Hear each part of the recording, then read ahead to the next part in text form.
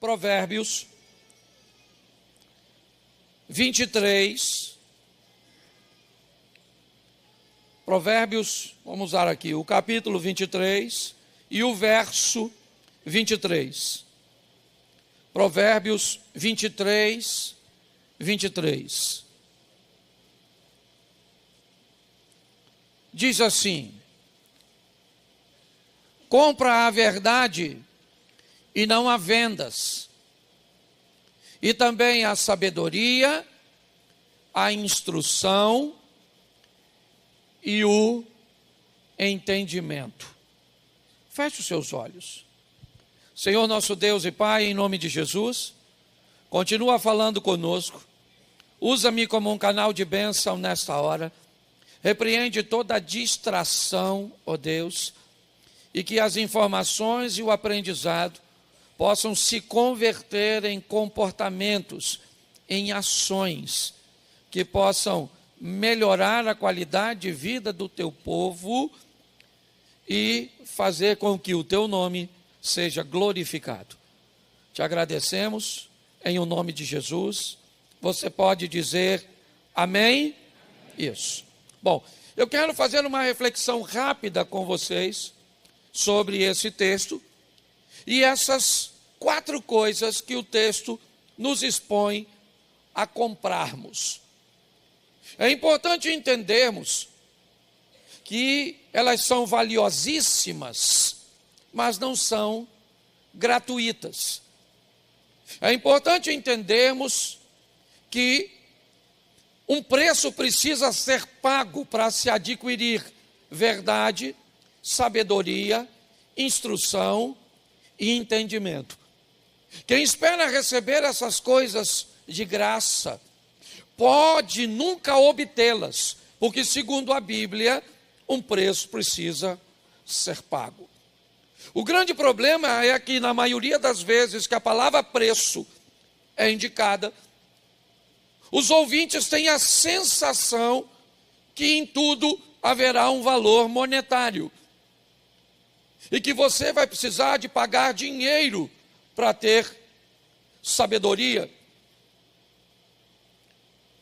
E aí muitas pessoas, ao pensarem assim, descartam.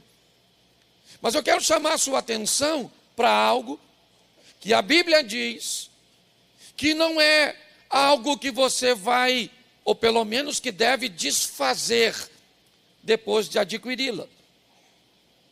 O texto é bem claro: compre e não venda. Ou seja, é algo que você, ao adquirir, deve morrer com essas coisas, não desfazer delas, certo? E aí eu quero fazer uma aplicação de cada uma delas de uma forma bem rápida, mas é importante que você entenda que você vai precisar comprar a verdade. E qual é o preço da verdade? Bom, nós temos o preço da verdade, talvez seja pagar pelos danos dos erros. Todas as vezes que eu cometo um erro, uma falha, um esquecimento, e me é cobrado, eu deixei de fazer, deixei de pagar, deixei de ir, cometi um erro, certo? A verdade vai chegar, e para que ela chegue, um preço vai ter que ser pago.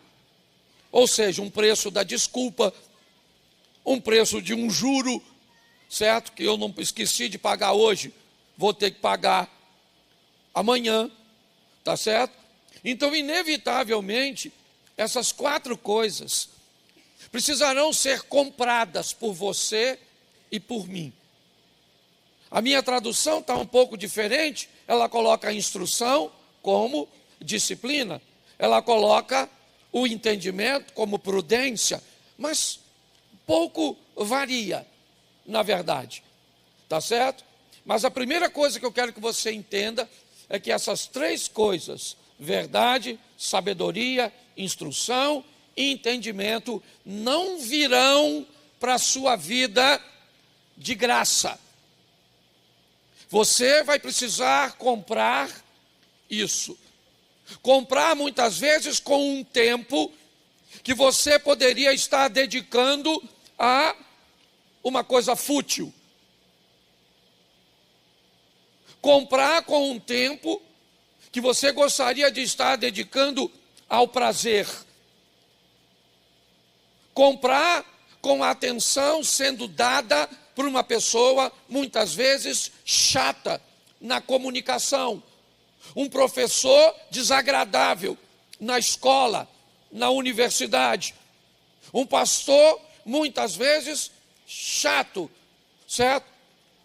Mas, quando você olha e vê que você adquiriu, e algumas pessoas dizem, nossa, como você adquiriu isso? Você diz, eu paguei um preço para adquirir isso.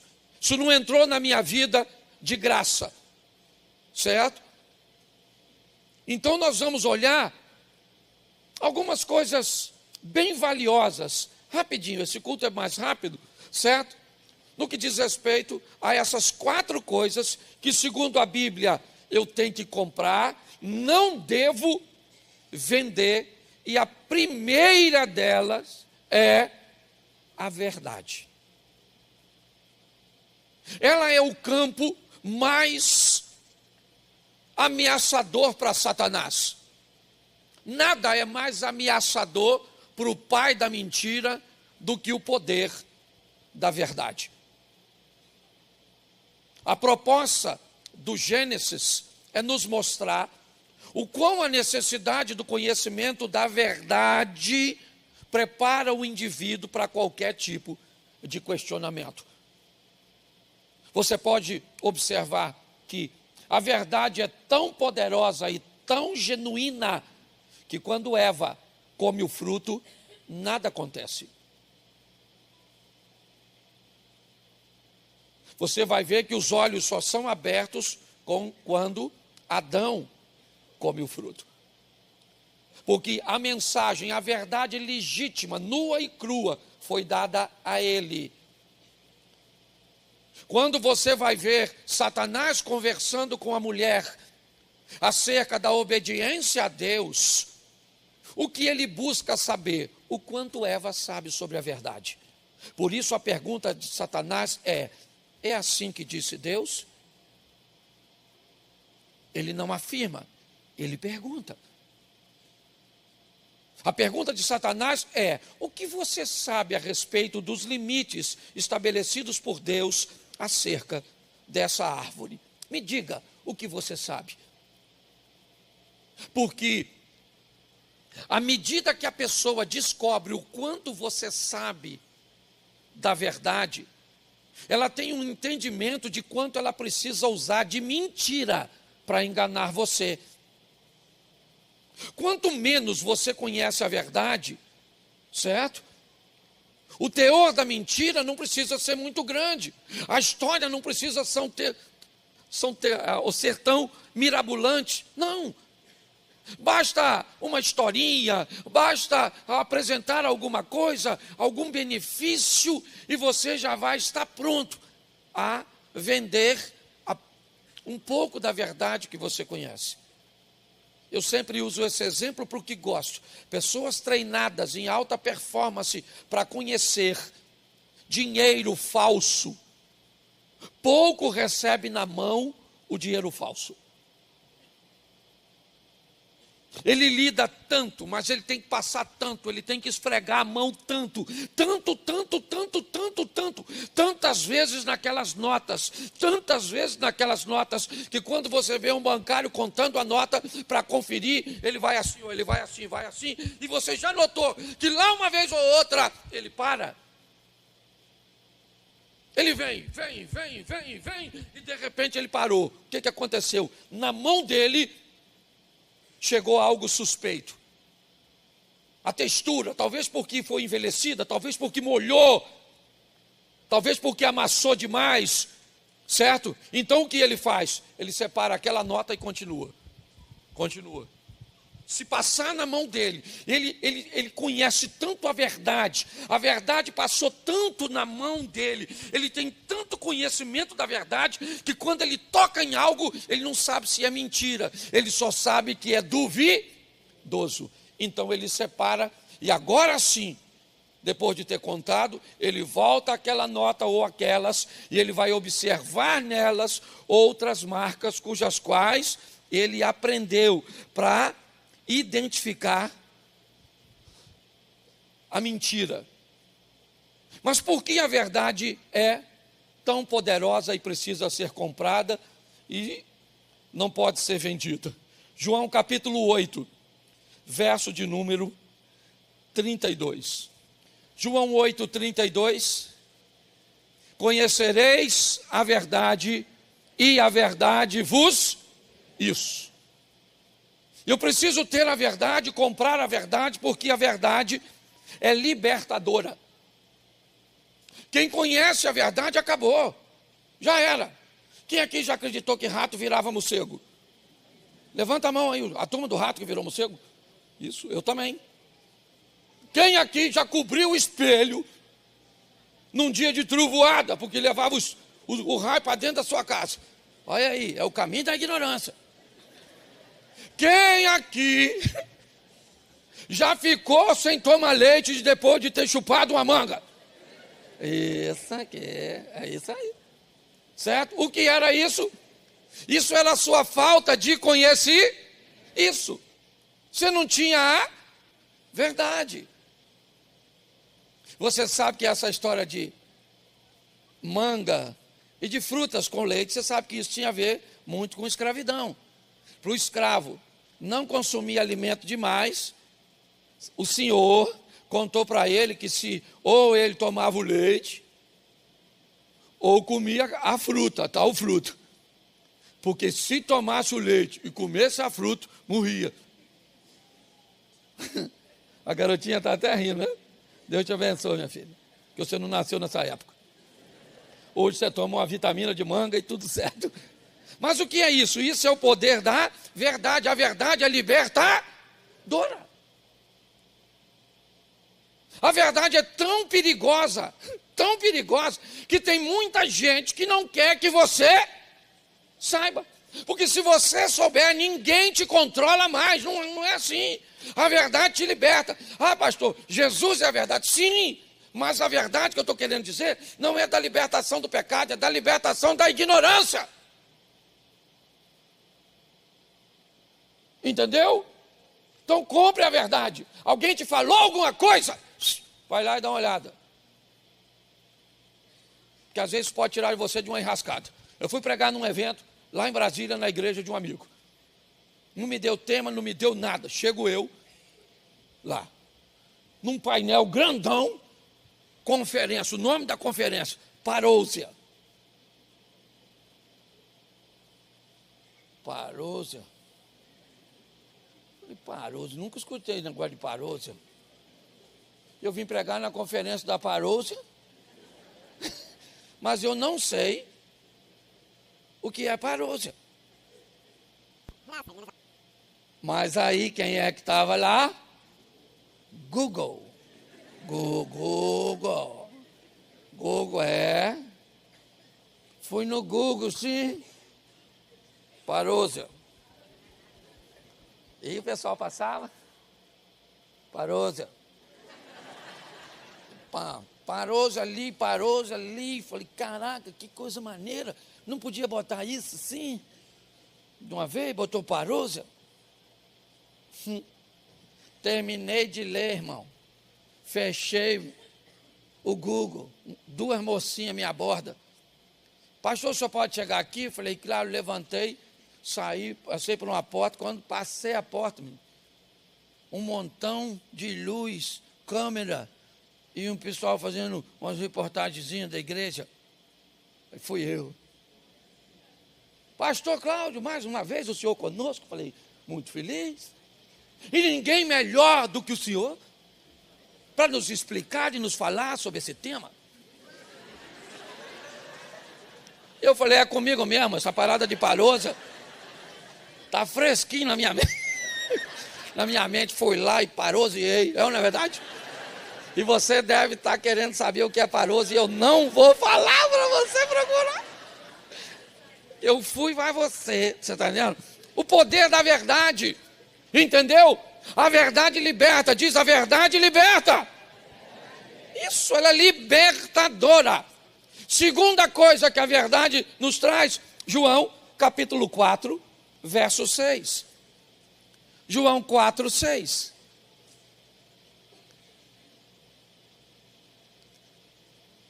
É? E eu não lembro onde está. Mas o texto que eu queria que fosse para ali é: eu sou o caminho, a verdade e a vida. João, você também sabe não, né? Está igual eu. Eu não lembro, mas está tudo certo.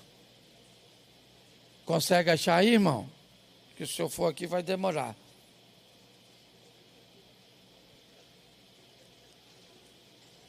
Deixa quieto.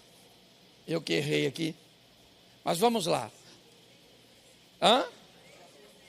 Não.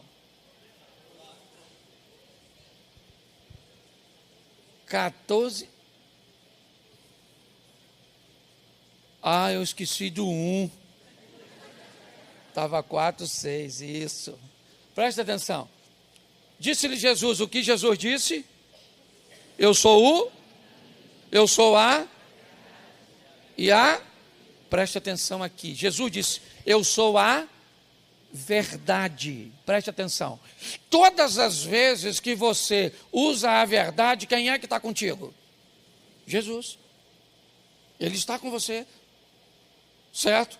A verdade é preciosa, porque todas as vezes que você faz uso dela, seja o que for, meu irmão, não sei o que aconteceu, certo? Você vai ter que pagar o preço, é verdade, para usar a verdade naquela situação. Mas todas as vezes que você usa a verdade, Cristo está contigo. Por quê? Porque Ele disse ser a verdade. Se você falar mentira, Cristo não está com você. Ele não é a mentira, Ele é a verdade. O pai da mentira é o oponente de Cristo, é Satanás.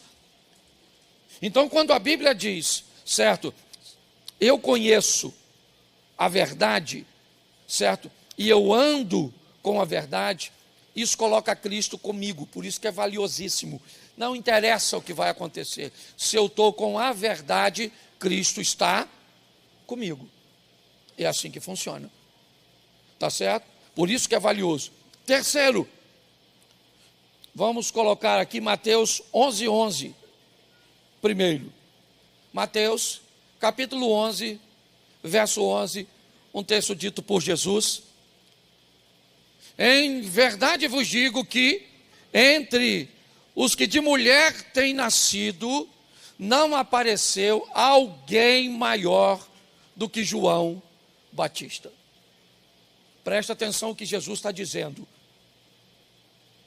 Jesus está dizendo que nascido de mulher, não há ninguém maior do que João. Quer pegar quem para comparar com João? Moisés? Vá lá. É isso?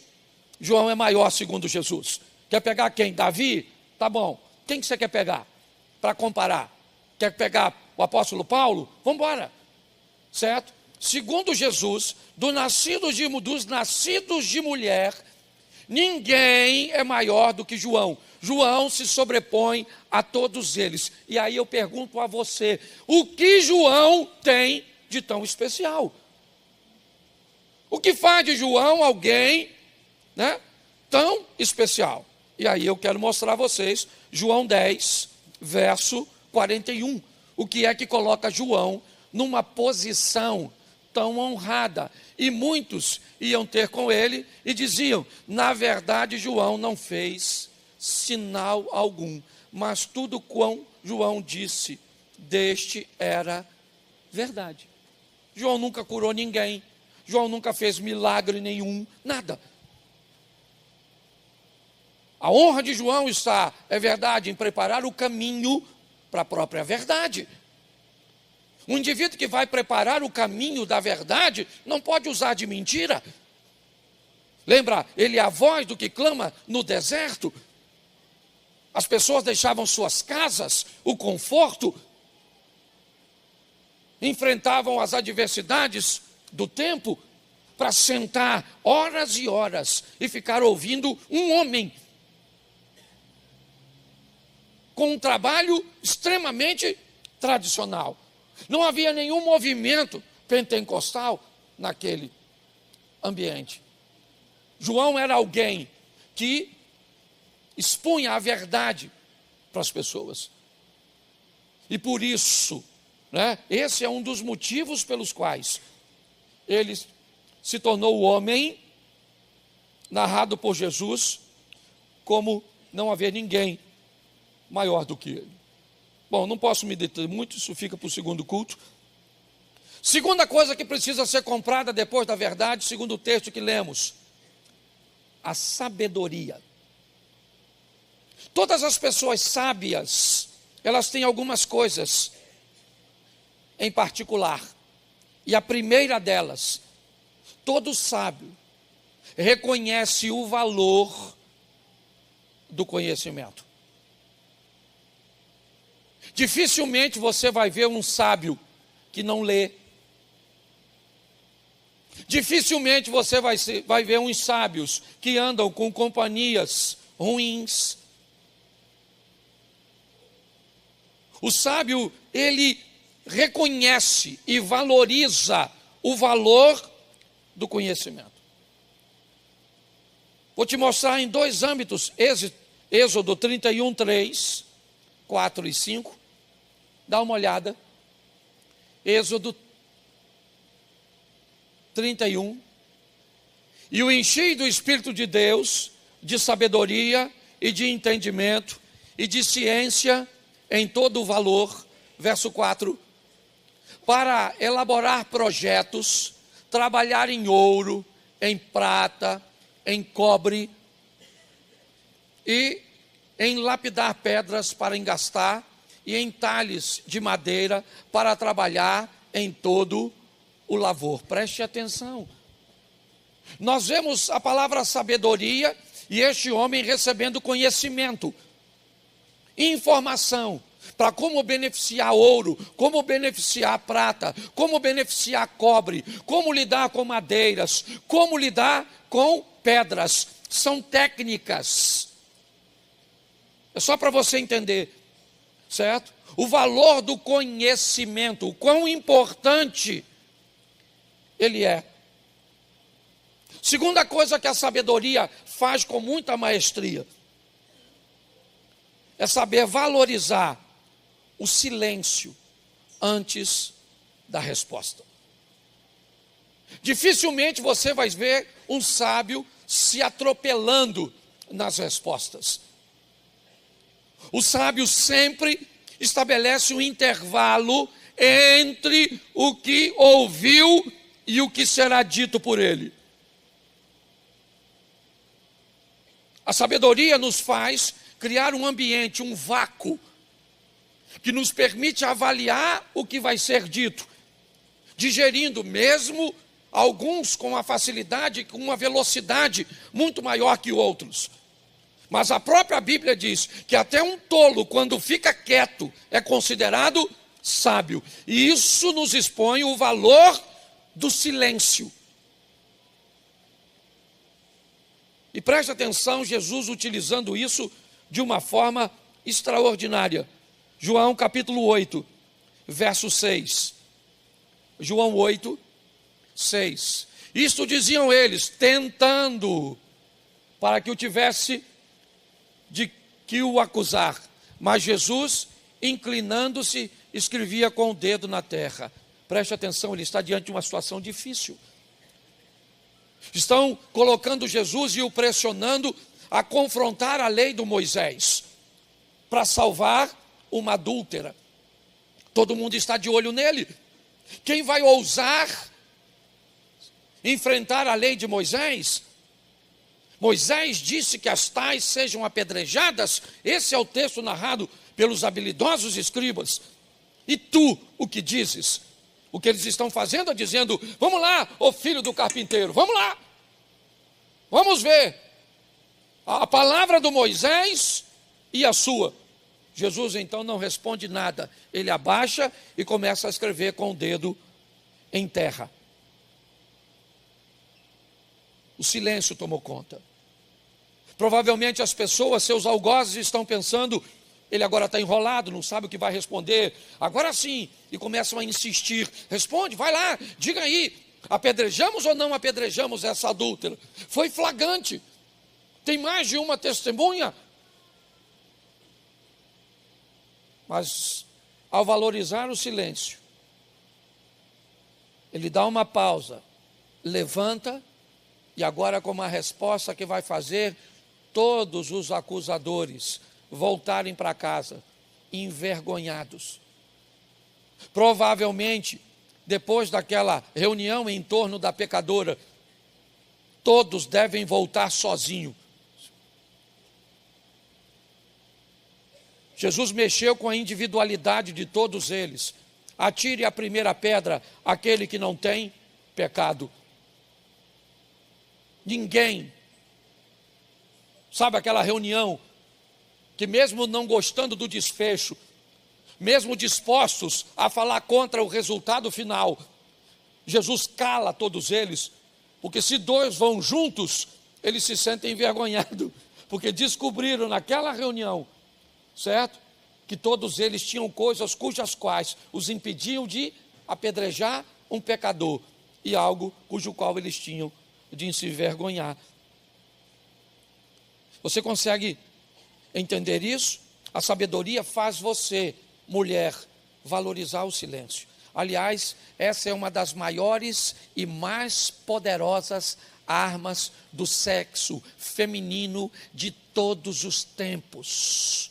Mulher, para ganhar o marido, fecha a boca. Mas a senhora aguenta? Não aguenta, então toma esse homem e deixa quieto. Certo? Terceiro, sabedoria. Certo? A sabedoria faz você aplicar o que ensina, primeiramente, em você. Senão você é hipócrita. Alguns dizem que a inteligência é a capacidade de pegar informações. A capacidade de aprender. Quando alguém te explica apenas uma vez, ou só você observando, você é capaz de aprender, e isso coloca seu QI, seu coeficiente de inteligência, num alto nível. A palavra cultura para alguns tem a ver com o armazenamento de dados. Quanto maior for o número de informação que você tem, mais culto você será considerado. E quanto mais variações de assuntos você souber, certo? Mais culto em áreas variadas você será. Mas o sábio, ele tem qualidade de vida. O sábio consegue transformar a inteligência e o conhecimento em ações, em decisões. E por isso, presta atenção, duas coisas eu quero mostrar a você. Primeiro livro dos Reis, capítulo 3, verso 8. Vamos lá. Primeiro livro dos Reis, 28, perdão. 28. E todo Israel ouviu o juízo que havia dado o rei, e temeu ao rei, porque viram que havia nele a sabedoria de Deus para fazer justiça. Essa é a história das duas prostitutas que engravidaram morando sozinhas. Certo? Tem alguém que não conhece essa história? Faz assim. Quem não conhece? Isso, só para eu explicar rapidinho para vocês. Essa é uma história bíblica, tá certo? De duas prostitutas que moravam juntas, certo? Dividiam seus clientes. Estão expostas a uma gravidez indesejadas. O parto dessas mulheres diferenciam-se em 3 dias apenas, certo? 3 dias de diferença.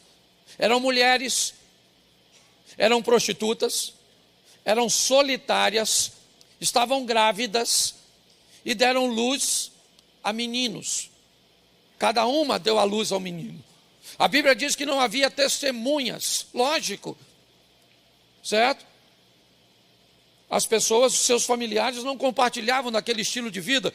Então não houve ninguém, provavelmente uma auxiliou a outra no parto. Ninguém teve acesso às crianças, a não ser as duas. Mas por um descuido, sem querer, certo? Uma das mães provavelmente vira e sufoca o menino. Pelo menos essa é a narrativa da outra. E não é difícil de entender. E um menino morre. A mãe que matou o menino acorda de madrugada e vê seu filho morto. Ela então pega o menino e a outra, num sono profundo, ela troca o filho com a outra. Pega o filho dela morto, bota do lado da outra e pega o da outra e leva para a sua cama. Pela manhã, quando a mulher acorda, vê o menino morto, entra em desespero. Mas ao observar o filho, ela nota que não é o seu. O menino dela está vivo e pior, no braço da outra. Então elas começam a brigar pela disputa do menino. Não chegam a conclusão nenhuma. Não pode pedir, né, a ninguém. Ninguém tem poder de decisão. Salomão é recente no trono. A comunidade ainda está observando se há nele a sabedoria. E levam o caso para ele e narram. E Salomão então pede uma espada de um de seus soldados e diz: já que eu não sei de quem é o filho, corta o menino no meio, dá metade para uma e metade para outra. O que ele quer? Ele quer a velocidade. É isso que ele quer. Preste atenção. Enquanto o ponto anterior fala da pausa do silêncio, do tempo entre o que se ouve e o que se responde, Salomão trabalha o contrário, é com a velocidade. Ele quer o estímulo. Ele quer dizer: vou matar o menino, porque ele sabe, a hora que ele disser mata o menino, a mãe do menino pula na frente. E quando ele diz parte o menino, a mãe diz: oh, não, pega o menino e dá para ela. Pode dar o menino para ela. Sabe o que a outra disse? Não, pode matar o menino, nem meu nem dela. Salomão disse: então pega o garoto e entrega na mão daquela ali, ó, que aquela é a mãe dele. Pela velocidade de reação, mesmo que a segunda não concordasse, já estava feito. A mãe verdadeira saltou à frente. Por que a sabedoria é valiosa? Porque ela nos dá habilidades de reconhecer, de acessar determinadas coisas incomuns. E preste atenção, ainda no capítulo 10, no verso 4 de 1 Reis, o mesmo Salomão, vendo, pois, a rainha de Sabá, toda a sabedoria de Salomão, e a casa que edificara, e a comida da sua mesa, e o assentar de seus servos, e o estar de seus criados, e as vestes deles, e os seus copeiros, e os holocaustos que ele oferecia na casa do Senhor, ficou fora de si. Preste atenção. Nesse terceiro ponto, o que é Salomão? Ele não tem sabedoria apenas para aplicar fora de casa. Quando alguém foi visitar a sua casa, olhou a cozinha, olhou a roupa de seus criados, a postura deles, como as coisas eram organizadas, certo? Para mim, uma das coisas que deve ter impressionado uma rainha como aquela, provavelmente deve ter sido a segurança de sua cozinha. Grande parte dos monarcas daquela época morria envenenado. Sempre havia uma conspiração em torno para se tomar o governo. No meu entender, quando a rainha chega à cozinha, provavelmente o nível de segurança não devia ser muito alto, porque ninguém queria um homem como Salomão morto. Todo mundo o queria vivo, porque todos se beneficiavam disso. Então a sabedoria é valiosa, sim, primeiro, certo? Para que nós jamais desprezemos o conhecimento. não deixe de ler, de aprender, de se aplicar. Se você é alguém que acha que não precisa estudar, lamento te dizer, você não é só preguiçoso nem desleixado, você é tolo. Aprenda a valorizar o conhecimento. Segundo, se você é sábio de verdade, aprenda a estabelecer um intervalo entre o que você ouve e o que você fala. Grande parte dos conflitos cujos quais você e eu nos metemos sempre foi não delineando muito bem esse distanciamento entre o ouvido e a língua. E terceiro, certo? O sábio, ele aplica na sua vida antes de aplicar na dos outros. Posso ouvir um amém? Amém. O terceiro, certo? Eu vou ficar com a minha tradução. Ok? Disciplina. 3 coisas aqui até o momento que precisamos comprar. Qual é a primeira? Qual é a primeira? Qual é a segunda? Sabedoria. Terceira, disciplina. Certo? Lá estava escrito instrução. Mas eu quero ficar com essa palavra. O sábio, ele sabe qual é o valor da disciplina, o valor da correção, o valor da informação que chega para confrontar você entre o certo e o errado. Isso é valiosíssimo, certo? O valor da disciplina. Compre esse valor de correção. Tem gente que não conserta, não melhora, simplesmente porque odeia ser confrontado.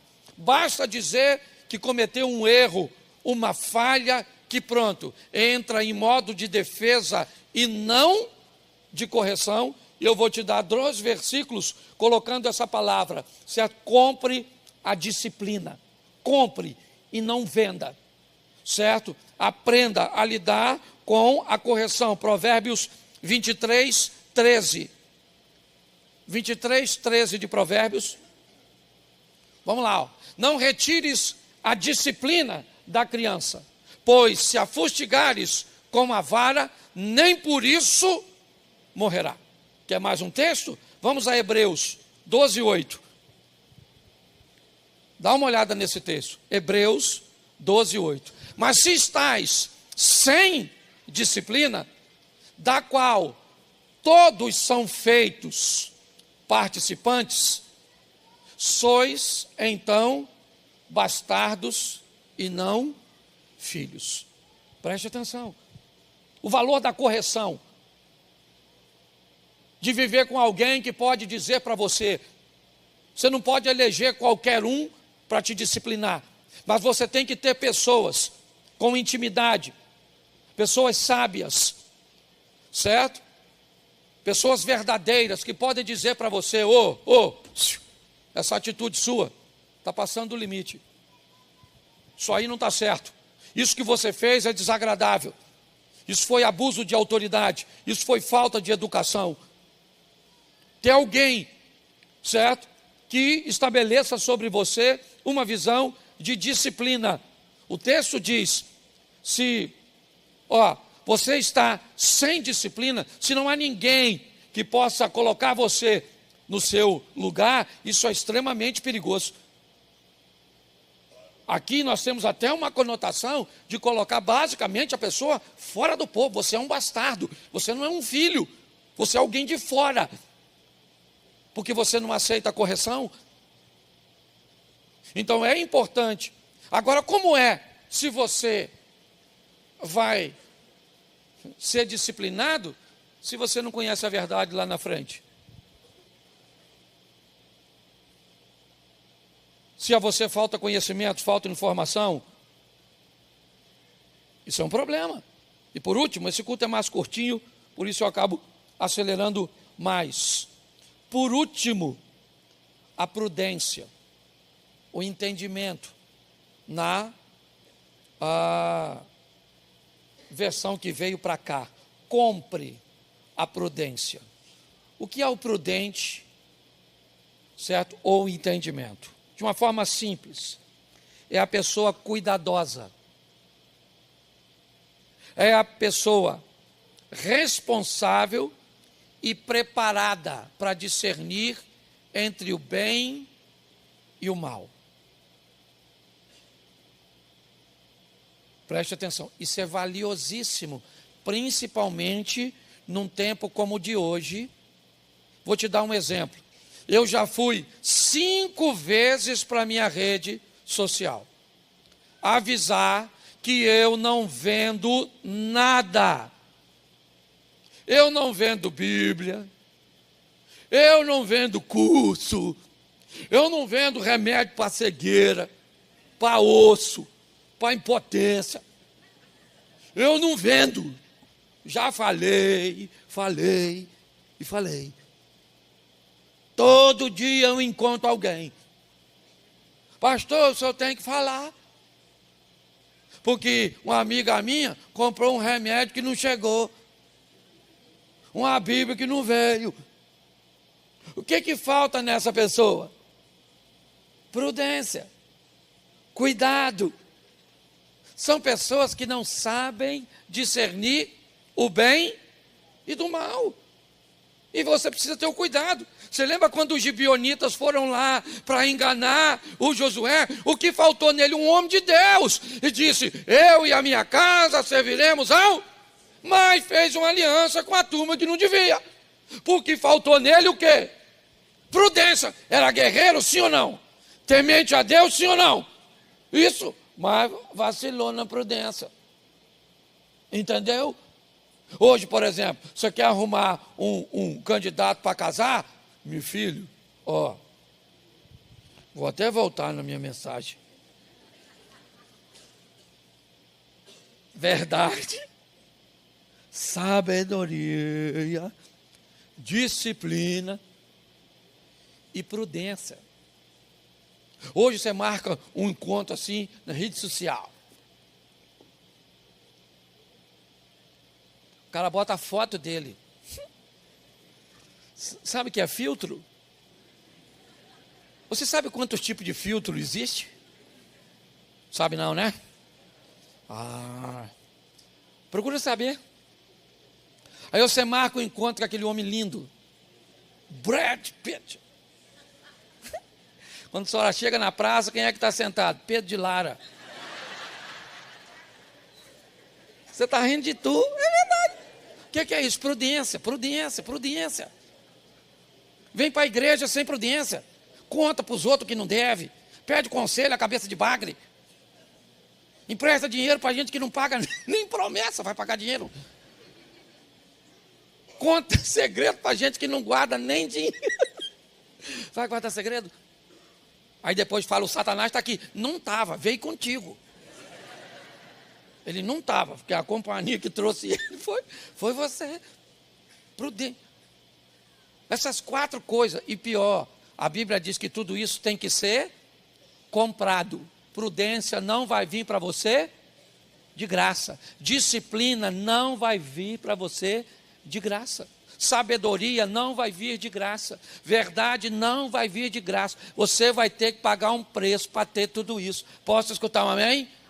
Então está quase na hora de nós ir embora. A hora de botar em prática isso. Fala a verdade. Sabedoria. O que vem agora? Disciplina. E por último, de novo.